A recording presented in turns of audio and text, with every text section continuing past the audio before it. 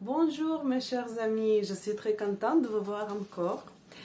Et aujourd'hui, je vais vous parler des choses qu'on ne peut pas faire en Russie si on veut s'intégrer dans notre société, si on veut plaire aux autres gens et pour que les gens vous prennent pour les Russes. On va commencer par les cadeaux.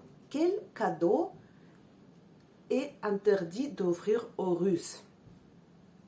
Par exemple, première chose, vous voulez offrir des fleurs, par exemple. N'offrez jamais un nombre pair de fleurs. 2, 4, 6, 8, 10, d'accord? Pourquoi? En Russie, on considère qu'un nombre pair de fleurs, il faut offrir aux morts. Vous pouvez apporter 2 ou 4 fleurs à la tombe d'une personne morte, mais jamais donner ça à une personne vivante. Oui, ça peut être un petit peu bizarre, ça peut paraître bizarre parce que, par exemple, je sais qu'en Italie, 4 fleurs signifie que la personne est totalement amoureuse de vous. Ça signifie l'amour, très très grand amour, mais en Russie, non, c'est le contraire. Du coup, si vous voulez offrir les fleurs, offrez 1, 3, 5, etc. Je crois qu'après 11, le nombre n'est pas important. Qu'est-ce que ça veut dire? Que par exemple, si vous offrez 12 ou 14, je crois que ça compte pas. Mais je ne suis pas sûre. Du coup, soyez attentifs à ça. Peut-être c'est pas important parce que après 12, c'est déjà beaucoup et peut-être les gens ne comptent pas. Mais si quelqu'un compte et s'il trouve que c'est un nombre pair, ça peut causer quelques problèmes pour vous, malheureusement. Qu'est-ce qu'on ne peut pas offrir d'autre? Par exemple, si vous voulez offrir quelques portefeuilles, par exemple, ou bien quelques boîtes. Par exemple, vous voyez quelques jolies boîtes pour les bijoux ou pour n'importe quelle destination et vous pensez, oh, ok, je vais offrir à cette boîte à cette personne parce qu'elle est jolie cette boîte. Mais l'erreur de ne pas commettre, c'est de ne pas donner ça vide. Il faut mettre quelque chose dedans. Par exemple, même bonbons, même, je sais pas, même un objet, quelques monnaies par exemple. Un petit monnaie, c'est déjà suffit. Ça suffira. Il ne faut pas siffler à la maison. Si vous sifflez à la maison, ça veut dire que la propriétaire de cette maison va avoir quelques malheurs ou bien va être pauvre. Oui, exactement, ça signifie la pauvreté pour la maison où quelqu'un siffle. Si quelqu'un vous invite à la maison, essayez de ne pas venir les mains vides. Apportez quelque chose, même si c'est du chocolat, des fruits, une bouteille de quelques boissons, ça peut être juice, le vin, pas le vodka, il ne faut pas apporter le vodka, c'est trop. On croit aussi qu'on ne peut pas serrer la main avec les gants. Si vous portez les gants, il ne faut pas serrer la main sans enlever vos gants. Je ne sais pas pourquoi, mais je crois que peut-être ça peut signifier un respect pour la personne avec qui vous parlez, avec qui vous saluez. Peut-être quelques dégoûts, oui, parce que si vous voulez saluer une personne, vous devez enlever vos gants et saluer cette personne, serrer la main. Aussi, il ne faut pas serrer la main à travers le seuil. Si par exemple vous n'entrez pas dans l'appartement, vous restez dehors et vous voulez serrer la main. Non, ça marche pas. Il faut entrer d'abord et après serrer la main. On ne parle pas mal de la Russie, s'il vous plaît. Oui, je sais que les Russes, ils peuvent discuter la politique, ils peuvent se plaindre de la vie, mais si vous êtes étranger, s'il vous plaît, évitez de parler mal de la Russie, c'est mal vu. Encore une superstition, on ne met pas la bouteille vide sur la table. Par exemple, on a bu du vin, si c'est vide, déjà on jette.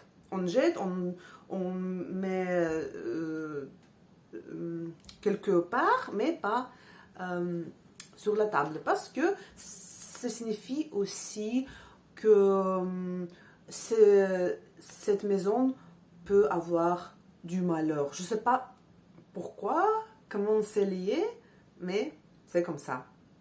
Encore une chose que j'aimerais mentionner aujourd'hui, c'est que les femmes russes, ils aiment bien s'habiller, ils aiment bien se maquiller, même pour aller, par exemple, pour jeter l'ordure dans la rue, ou bien aller au magasin, ou bien aller se promener avec son chien, elle va toujours être parfaite. Elle va toujours être belle, elle va mettre tous ses belles vêtements, même les talons. Oui, on ne pense pas trop au confort. Et ça devient encore plus bizarre vu nos routes, la qualité de nos routes, par exemple. Parce que c'est pas toujours bien, c'est plutôt détruit partout. Et c'est très difficile en fait de mettre les talons pour marcher dans ces rues. Moi, par exemple, je ne suis pas fan des talons, je ne les mets pas jamais en fait. En plus, je suis très grande. Mais des fois, oui, les femmes, des fois quand je vois les femmes dans les rues, je pense, oh, ils sont des mannequins, ils sont parfaites. Comment ils ont tellement de temps de se maquiller comme ça, de s'habiller, d'être parfaite. Et dans nos rues, il se voit un petit peu, c'est un peu contraste. Si même dans les rues, pour aller au magasin, les femmes, elles essayent d'être belles, on ne peut pas parler, je ne sais pas comment vous décrire, si la femme, elle va dans quelques fêtes. Et ça sera, je sais pas, elle va aller dans une salon de coiffure, faire manicure, faire pédicure, voilà. Et elle va être plus que parfaite. Voilà, du coup, qu'est-ce que je veux vous prévenir? Que, par exemple, si vous voulez visiter quelques boîtes de nuit, ou bien aller dans un concert, dans un restaurant, vous devez se mettre belle ou beau aussi, c'est pas mauvais, ou bien connaître le dress code, qu'est-ce qu'on doit mettre, comment on doit être s'habillé, mais généralement on doit être s'habillé bien. Bien sûr que on ne peut pas parler de tous les Russes de la même manière, parce que en Russie, les gens, ils sont différents entre eux, déjà. Il y a des gens qui sont moins éduqués, il y a des gens qui sont plus éduqués, il y a de tout. Mais si, par exemple, vous voulez réussir en Russie, si vous voulez avoir du succès, si vous voulez avoir un bon travail, vous devez aussi être très poli. Par exemple, même si vous parlez dans les rues avec les gens simples, je suis sûre que personne ne sera pas contre si vous parlez avec elle avec de la politesse. Personne ne sera pas contre. Même en Russie, il y a un proverbe qui dit que même le chat sera heureux si vous parlez avec lui gentiment. S'il vous plaît, quand vous s'adressez à quelqu'un, quand vous demandez de l'aide ou bien n'importe quelle situation, s'il vous plaît, essayez d'être poli. Employez les mots de gentillesse, de politesse. Maintenant, je ne veux pas vous dire ces mots parce que ça va vous faire rien. Vous ne comprenez pas peut-être le russe, mais si vous voulez comprendre et apprendre le russe, inscrivez-vous sur mon Instagram, s'il vous plaît, où chaque jour, je mets de nouvelles expressions ou de nouveaux mots avec la prononciation. Comment ça s'écrit, comment ça se traduit en anglais et comment ça se prononce. Inscrivez-vous sur mon Instagram. J'espère que ça va vous être utile. En Russie, c'est très mal vu d'arriver en retard, surtout au nord. Peut-être au sud, oui, c'est autre chose, mais moi, comme je suis du nord, moi, je déteste quand quelqu'un arrive en retard. Peut-être c'est trop personnalisé maintenant que je vous parle, mais même si il est 5 minutes en retard, 3 minutes en retard, je commence à m'énerver déjà. Il y a des gens qui sont il y a des Russes qui sont tout le temps en retard, mais je ne sais pas si ça leur aide dans leur vie.